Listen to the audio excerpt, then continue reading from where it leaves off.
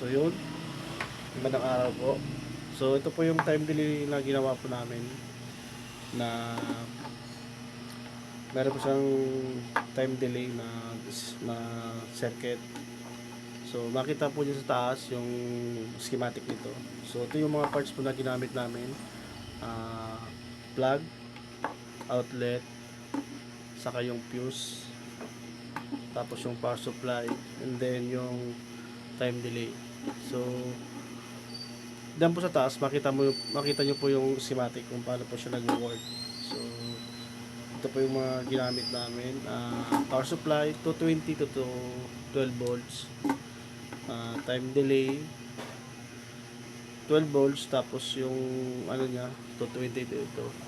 Ito yung nag-switch para mag-on yung mag-on yung 220 papunta dito sa outlet para magka-supply yung outlet ng 220. So yun lang po yung mga parts nito. Salamat. So ito na po yung final namin, final test po namin. Ito na po yung mga parts nasa loob na po ng box. Ito yung outlet, tapos ito po yung fan na dapat ikot po siya pag yung time po ay na-reach na po. Kasi meron po siyang time interval, 10 seconds. So, okay. Test na po natin.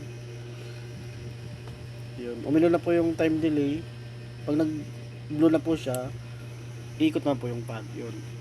Ganun po siya. Meron po siyang 10 seconds bago siya mag-on yung outlet. At ikot na rin yung fan. So, isa pa pong test. Final test po natin. So, yun. Namatay yung ilaw ng time delay. Isasak ulit natin. Ayun. Okay. Umilo na po yung time delay. So, 10 seconds. Yun. Umilo na po. At umikot na rin yung fan. So, okay na po siya. So, thank you.